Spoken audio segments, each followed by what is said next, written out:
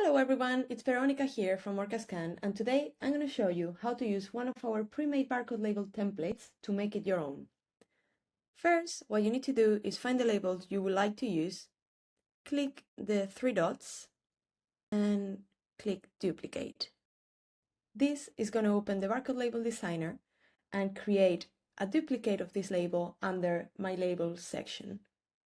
Then all you need to do is have a look at the label and see what you would like to change.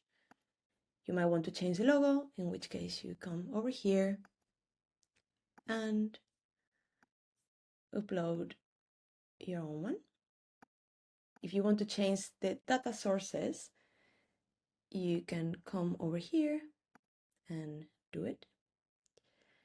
The same with the barcode type. Once you're happy, you can rename the label and then save and close.